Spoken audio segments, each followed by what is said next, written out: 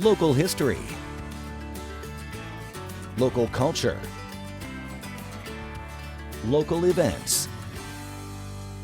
Your community. This is the Joe Kelly Show.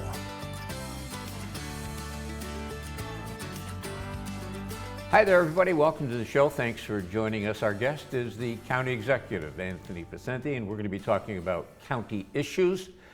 But before we do that, we're going to say welcome, good to see you again, and congratulations on the recent election. Yes? Thank you. I want to thank everybody and the voters of the county to entrust me yet again. Overwhelming. And you know, the thing that surprised me is not the votes, but how long you've been county executive.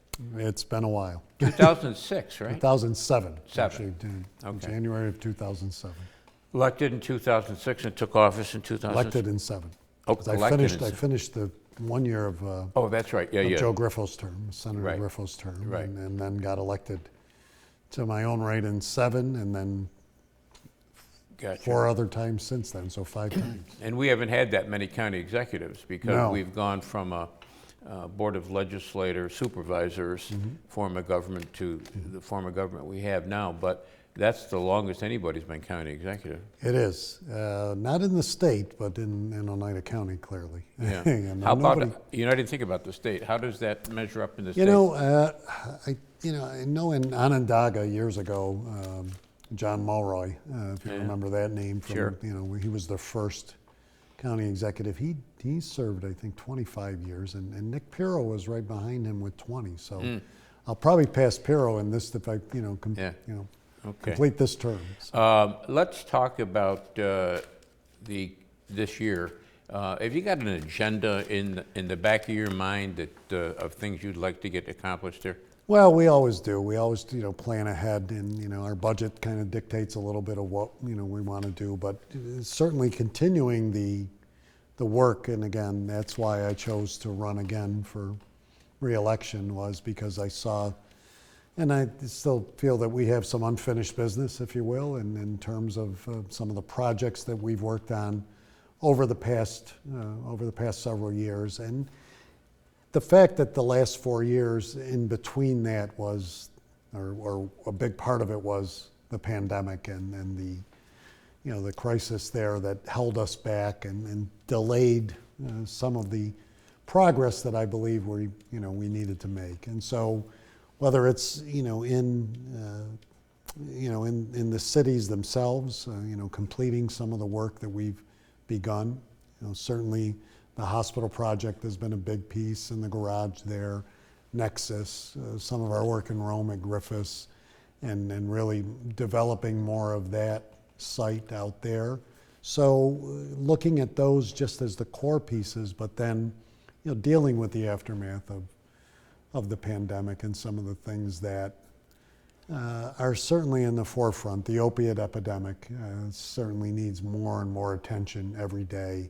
Homelessness, working, we have 2 new mayors in each city now that we have to, reestablish and come together and work on some new development there. That's always a key piece of county government, working with the 2 cities. So there's much to do, and we're poised for another great year. At your swearing-in ceremony, your wife was holding the Bible, if I recall correctly.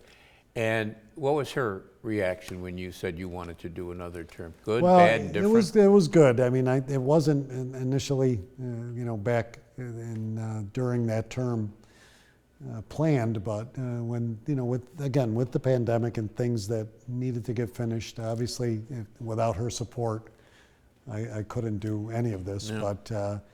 But she was on board right away, and certainly that helped.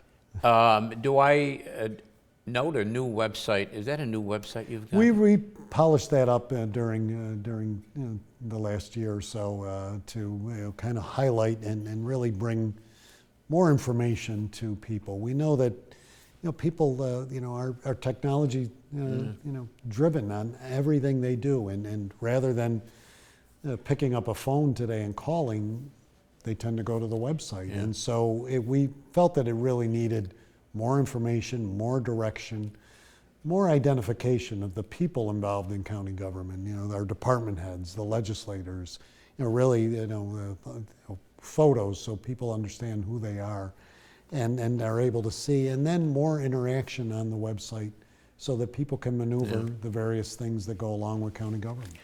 Speaking of technology, all the snowplows, it's this time of the year, all the snowplows in the county, your county snowplows, have GPS on them, right? We do. And so, and we are able to, we're developing the work on the website so that in real time people can see where they are, on the onset of a storm, so that people can plan accordingly and really be safe to know that, our snowplows are out there. They're, coming around to their neighborhoods and really, trying to, again, the transparency of government, though, letting everybody know where we are at those particular times, I think is important. And I think we've been doing a great deal of that over the last few years, really trying to bring, right into people's lives, the aspect of county government and all of the things that we touch along the way. so you're not there at this point where people can go online and say, okay, I see this plows 2 streets over. Not yet. We're kind of the technology is being refined as we speak, because as with all of these things, when you're trying to do it countywide, and remember, Oneida County, and you know this better than anybody, we talk about it all the time, it's a big county in area. It's 1,200 square miles plus. And so we have over 600 miles of county roads that we're plowing on a regular basis, along with the towns that help us with that. So in looking at all of that and the state routes that we do, I mean, there's a lot of miles in a lot of areas. So it's just trying to, refine that technology, and we hope to have it up and running very soon. Speaking of the size of the county, 235,000? 235, yeah, give or take. I mean, Is that we going haven't up or lost. down? Well, Staying the I mean, same? what's been interesting in the population is that there was the projection that we were going to lose a great deal of population over the last 10 years, which did not happen.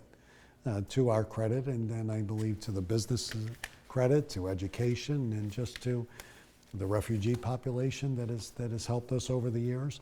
So those numbers have stayed the same, but are growing. You notice that Utica is coming back up in terms of population. Rome is starting to move a little bit more. So you're seeing a little bit of a shift in the migration of people, and hopefully those numbers will start rising in the towns as employment rises. When you have new companies like Wolfspeed, and obviously the new hospital bring more people in.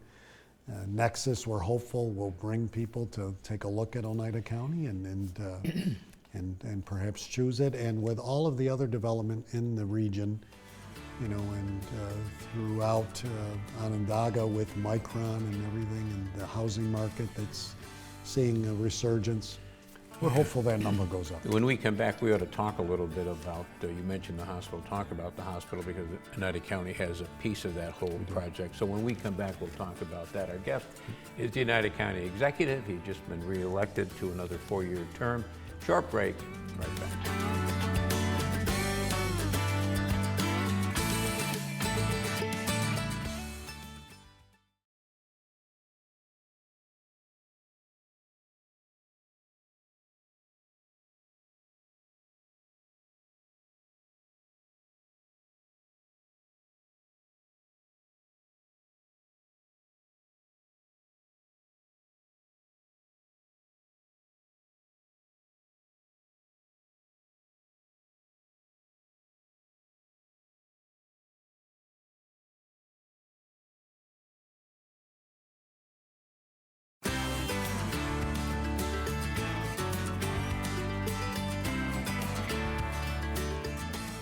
And welcome back, everybody. Thanks for sticking with us. Our guest is Oneida County Executive Anthony Picente. We're talking about a wide variety of county issues, and one of the biggest things in our area recently has been the Wynn Hospital, and it's open.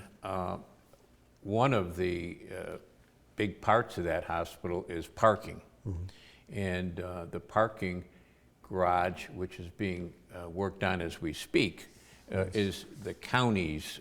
It is.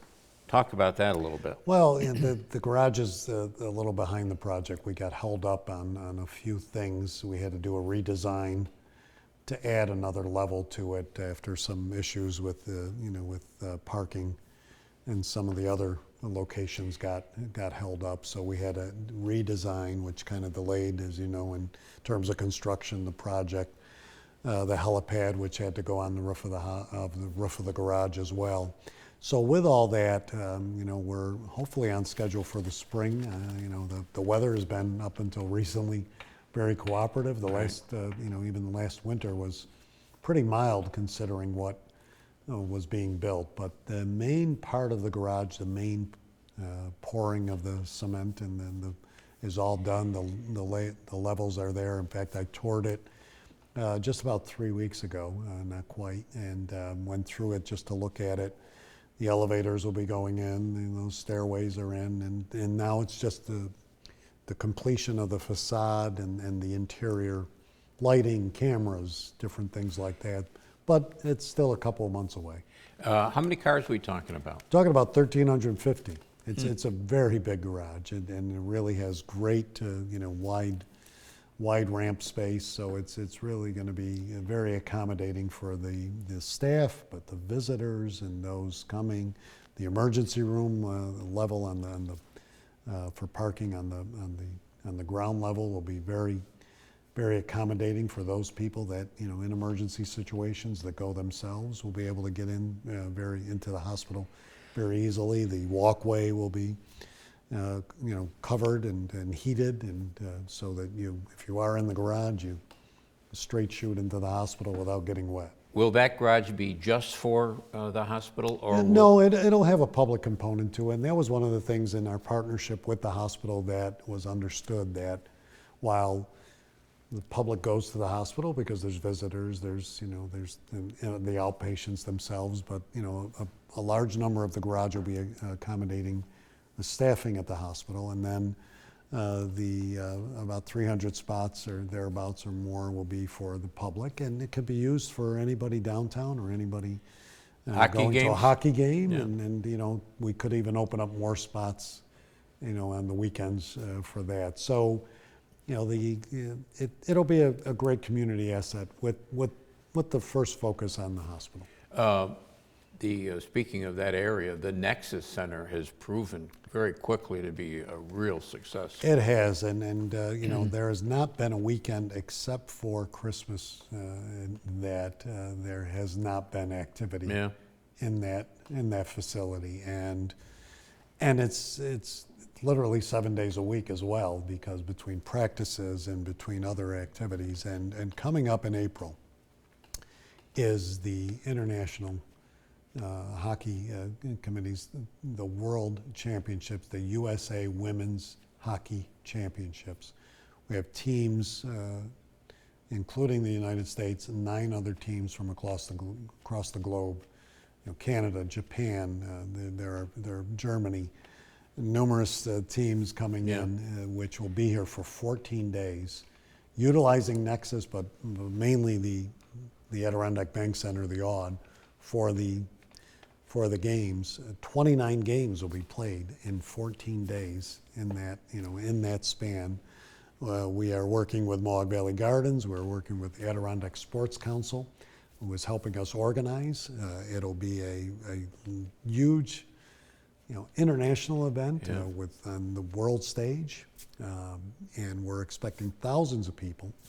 We'll have a fan zone outside, inside. There'll be activities throughout from April 3rd to the 12th or the 14th, excuse me, which will be really an outstanding showcase of what we can do, not just with the AUD, but Nexus, but the community as a whole.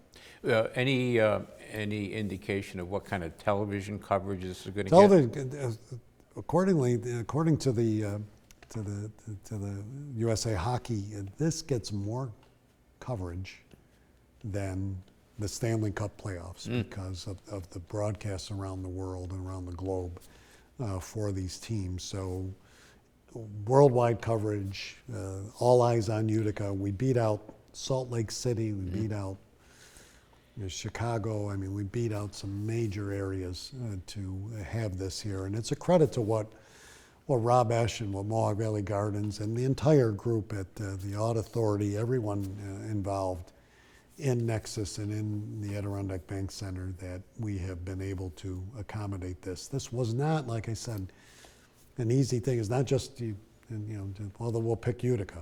It required, research by the USA Hockey and by the International Committee to come and review and see and look at the facilities, look at the accommodations, working with the Oneida Indian Nation to accommodate all the teams, because you're going to have 10 teams with a lot of rooms. About 350 people just for those teams alone, and then you have the officials and everybody else. And you never know where something like this, where that's going to open a door for something else. And I shouldn't go down this road because I can't remember the details, but there was a fella, he was an executive with an insurance company, and I want to say Metropolitan, but I'm not positive. John Hancock, I think. You must be thinking of a Del Sandro from... Yeah. Well, he was a big hockey fan. Oh, okay. And when it came time to open a facility here, we had the original comments, I think, back then. Okay. And then my point was that he wanted to be where they had hockey. Okay. And so he pestered his company, said, let's go to Utica, let's go to Oneida County. Okay, maybe it was. Yeah, so anyway, my point is that you never know where something like No, this you is going don't. to lead. And we had the AHL All-Star Game twice in the last 10 years that no one expected us to get. But this is really a signature event. This really, and that's why it's important, for us, as I said, to continue the growth around the Aud district, from really Bag Square through there into downtown and really enhance. And that's why parking will be a key piece for this event, as well as just all of what we're trying to do down there. When we come back, let's talk a little bit more about that area, because you had a vision for that Bag Square area. We'll talk about that. Oneida County Executive Tony Picente is our guest. We're talking about a variety of issues. Short break, right back.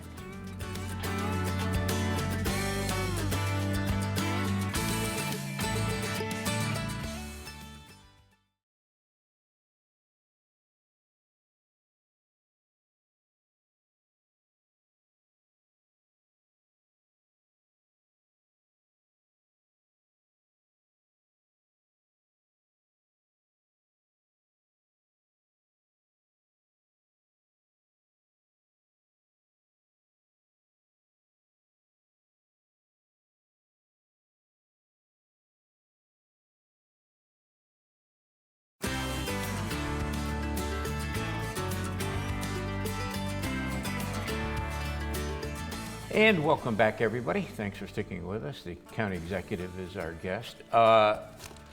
You had a vision for that whole area that included the Nexus Center and rehabbing the Aud. And what were some of your other thoughts? Well, I try to look at that district as really not just in that one block area, that it really does extend. And we are in the process of a survey for the people coming into Nexus, the visitors from across the states, and we've seen visitors from, I think we're up to 20, 25 states, that come literally not just the Northeast, but literally across from even the West, as far as the West Coast, for these tournaments, which is pretty amazing. And so we're trying to gauge what else people want to see in that area. We have a lot of area that can be developed and can add other pieces, working with Rob and Mohawk Valley Gardens, our Tourism Bureau, the Board of Legislators, trying to look at things, but also going as far as Bag Square and Union Station and starting there, because, and you've seen the renovation of what was the Children's Museum and Taylor and the Cook and more apartments, more housing. We are currently looking at that REA wing. And we've been investing in that over the last few years. We just hired a firm to help us develop what we want to look at as a food emporium and as a hub. For the REA For the wing? REA wing that will incorporate startup entrepreneur business, farm to table type businesses, really building on the public market and really kind of injecting that whole sense into the corridor that takes you from Union Station to the Adirondack Bank Center and in that whole area there. So with that, and then looking at what else can we put in that area? You know, we talked before about a beer garden, we've talked about other pieces, but you know, there's a beer garden now at FX Matt at the brewery. So again, the walking trail extends onto Varick Street and into that area. But looking around the hospital, there's going to be a need, especially with, you know, once all of the construction gets finished up with the garage, it'll give a clearer viewprint of that. But more importantly, what else can complement Nexus is what I'm looking at. And that's why we wanted to go to people directly rather than have us decide, is it another restaurant? Is it another coffee shop? Or is it something else that people can do while they're there, while their kids are playing hockey? And what about the younger kids?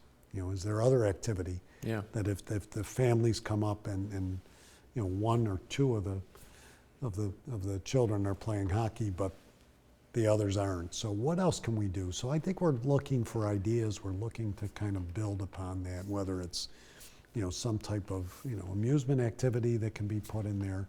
But I think, you know, those are some of the things that we want to look at to build upon that district. You've got almost kind of like a triangle, don't you?